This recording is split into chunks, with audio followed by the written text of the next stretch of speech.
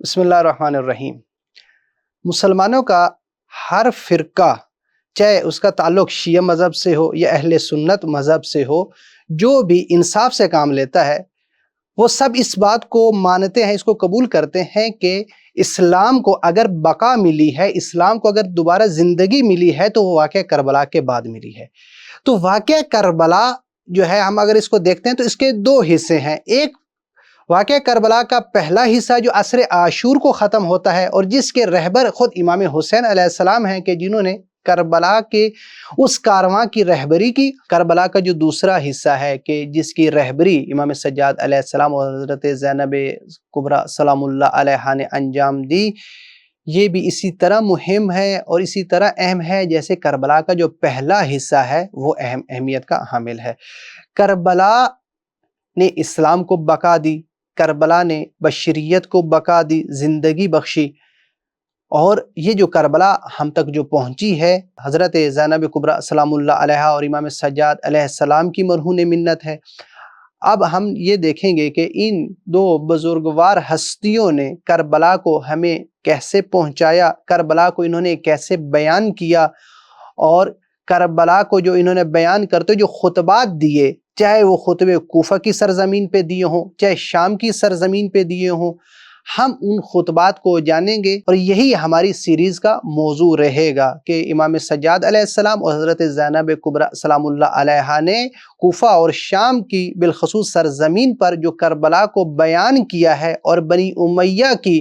وہ جو propaganda machinery ہے اس کا کلا کما کیا ہے، وہ کن اقدامات کے ذریعے کیا ہے اور کس طرح اپنے خطبات کے ذریعے انہوں نے کیا ہے، انشاءاللہ ہم اس سیریز میں اس کو جانیں گے۔ اب یہاں یہ سوال پیدا ہوتا ہے کہ واقعہ کربلا کا جو دوسرا حصہ ہے کہ جسے امام سجاد علیہ السلام نے اور حضرت زینب کبریٰ سلام اللہ علیہا نے جس ذمہ داری کو انجام دیا ہے، وہ کیوں اس قدر مہم ہے، اس کو اتنا بیان کیا جاتا ہے کہ اگر ہم جو پہلے حصے میں جو اصحاب نے، جو اہل بیت نے اپنی جانوں کے نذرانے پیش کیے اور جو قربانی دی، وہ بھی اس سے کم نہیں ہے جو دوسرا حصہ ہے۔ اب ہم جب یہ دیکھتے ہیں کہ اگر کوئی بھی ایک واقعہ رونما ہوتا ہے اور اس واقعے کے رونما ہونے کے بعد جو اگلا مرحلہ ہے وہ اس کے بیان کرنے کا مرحلہ ہے۔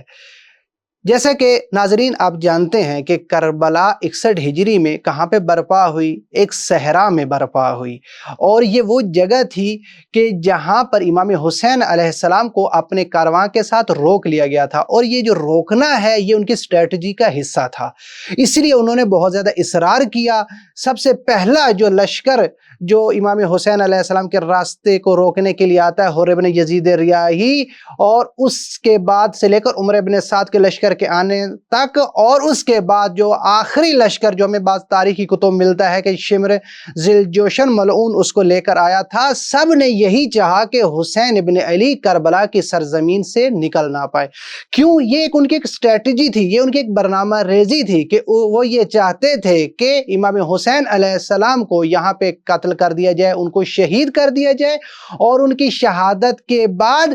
کیا ہے، منادی ندا دے گا کہ امام حسین علیہ السلام کو بعض لوگوں نے قتل کر دیا، چاہے وہ اس کا الزام کسی ڈاکوؤں پہ لگا دیں یا چاہے اس کا الزام وہ کسی ایک کمانڈر پہ لگا دیں کہ وہ اس نے ہم سے بغاوت کی اور اس نے کربلا کا سانحہ جو ہے اس کو رونما کیا۔ اگر اس اسٹریٹجی کو ہم تاریخ میں دیکھیں تو ہمیں نظر آتا ہے کہ امام حسین علیہ السلام ابھی مدینہ سے نہیں نکلے تھے، اور جیسے ہی امام نے مدینہ ترک کیا تو بنی امیہ کی جو مشینری ہے، جو پراپوگنڈا مشینری ہے، انہوں نے امام کو باغی کہنا شروع کر دیا، اور یہ پہلا قدم تھا امام کی شہادت کی طرف۔ اور اس کے بعد ہم جب یہ دیکھتے ہیں کیونکہ لشکر جو امام کو قتل کرنے کے لیے کوفہ سے نکلا ہے، وہاں پہ قاضی شریح سے، جسے ہم آج کی زبان میں کہیں کہ اس زمانے کی جو عدلیہ ہے، انہوں نے اس سے بھی ایک حکم نامہ جو ہے وہ تائید کروا لیا کہ امام حسین علیہ السلام کا قتل جو ہے وہ جائز ہے۔ قاضی شریح نے امام کے قتل کا فتویٰ دے دیے، کہ جو ہمیں بعض کتب میں یہ بھی ملتا ہے۔ تو یہاں سے ہمیں یہ سمجھ میں آ رہی ہے بات کہ بنی امیہ نے یہ جو اسٹریٹجی بنائی تھی امام حسین علیہ السلام کو کربلا میں شہید کرنے کے لیے، یہ ایسے انداز سے بنائی تھی کہ وہ یہ چاہتے تھے کہ جیسے ہی واقعہ کربلا رونما ہو اس کا قصہ بالکل ختم کر دیا جائے، لیکن یہاں پہ جو سب سے اہم حصہ تھا وہ کربلا کا دوسرا حصہ ہے کہ جس کی رہبری یا جس کی امامت جو ہے وہ امام سید سجاد علیہ السلام نے اپنے کندھوں پہ لی اور حضرت زینب کبریٰ سلام اللہ علیہا نے اس کی ذمہ داری کو سنبھالا۔ سب سے اہم نکتہ یہ ہے کہ اگر یہ کام حضرت سید سجاد علیہ السلام اور حضرت زینب کبریٰ سلام اللہ علیہا اس کو انجام نہ دیتی تو کربلا آج ہم تک اگر پہنچتی تو بنی امیہ کے ذریعے پہنچتی، انہی کی مشینری کے ذریعے پہنچتی، ہمیں انہی کے ذریعے پہنچتی کہ جنہوں نے امام حسین علیہ السلام کو باغی قرار دیا، ہمیں کربلا انہی کے ذریعے پہنچتی کہ جنہوں نے امام حسین علیہ السلام کے قتل کے فتوے دیے۔ تو اگر ویسی کربلا ہم تک پہنچتی تو اس کا چہرہ کیسے ہوتا؟ حضرت زینب کبریٰ سلام اللہ علیہا اور امام سجاد علیہ السلام نے کربلا کو ویسا ہی بیان کیا کہ جس کے لیے امام حسین علیہ السلام نے قربانیاں پیش کی، امام حسین علیہ السلام نے شہادت پیش کی، اور کربلا میں وہی اہداف کہ جو امام حسین علیہ السلام کے پیش نظر تھے اور جن اہداف کے لیے امام حسین علیہ السلام نے اپنی جان کی قربانی پیش کی، انہی اہداف کو آگے بڑھانے کے لیے، ان اہداف کو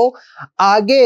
پہنچانے کے لیے حضرت سید سجاد نے جہاد کیا، حضرت زینب کبریٰ سلام اللہ علیہا نے جہاد کیا۔ کسی بھی واقعے کو بیان کرنا، اس کے تجزیہ و تحلیل کرنا اور اس کے حقائق کو لوگوں تک پہنچانا، اس کے لیے چند بنیادی شرائط ہیں۔ ایک شرط یہ ہے کہ جو حقائق کو بیان کر رہا ہو اس کی اصل حقیقت سے باخبر ہو، اور اصل حقیقت سے باخبر ہونا اس کا لازمہ یہ ہے کہ وہ اس کی راہ میں حائل رکاوٹوں کو بھی جانتا ہو اور اس رکاوٹوں کا مقابلہ کرنا بھی جانتا ہو، کہ اس کے راہ میں جو رکاوٹیں آئیں گی مجھے کیسے بیان کے ذریعے اس رکاوٹوں کو دور کرنا ہے تاکہ لوگ اس حقیقت تک پہنچ سکیں۔ اور اس کے بعد مرحلہ جو ہے وہ یہ ہے کہ وہ مخاطب شناس بھی ہو، کہ وہ جن سے خطاب کر رہا ہے، جن سے بات کر رہا ہے، اس کی بھی انہیں آشنائی ضروری ہے۔ اور اس آشنائی کے بعد کیا ہے کہ اس زمان شناس بھی ہو، کہ جس وقت وہ بات کر رہا ہے اس زمانے کو بھی وہ جانتا ہو کہ کون سی بات مجھے کہاں پہ کرنی ہے، اس چیز سے بھی وہ باخبر ہو۔ جب وہ ان چیزوں کو رعایت کرے گا تو اس کی تاثیر جو ہے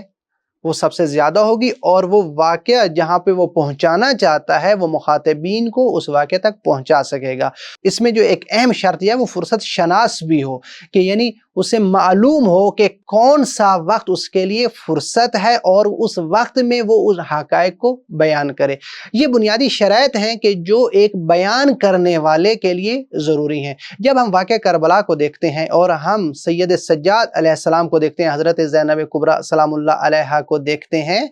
تو کیا دیکھتے ہیں کہ ان سے بڑھ کر کوئی حقیقت سے آشنا بھی نہیں ہے، اور ان سے بڑھ کر کوئی مخاطب شناس بھی نہیں ہے، اور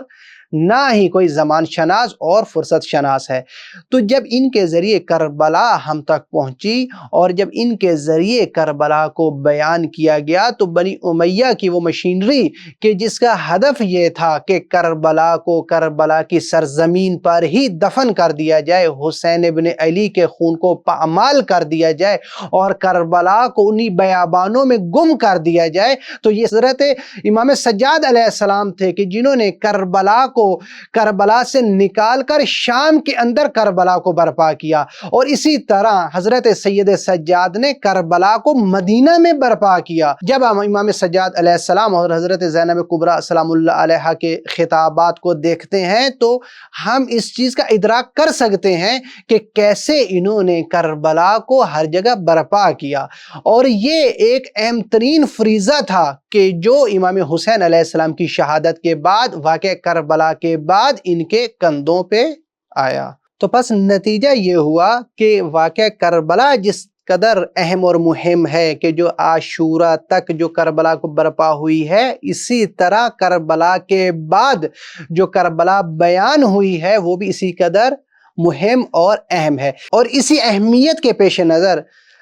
ہم جو ہے کربلا کے بعد کے جو واقعات ہیں کہ امام سجاد علیہ السلام نے کربلا کو کیسے بیان کیا، حضرت زینب کبریٰ سلام اللہ علیہا نے کربلا کو کیسے بیان کیا، حضرت زینب نے کربلا کو کوفہ میں کیسے بیان کیا، شام میں کیسے بیان کیا، اور اس کے جو اثرات لوگوں پہ مرتب ہوئے، انشاءاللہ ہم اس کو ایک سیریز کی صورت میں آپ کے سامنے پیش کریں گے۔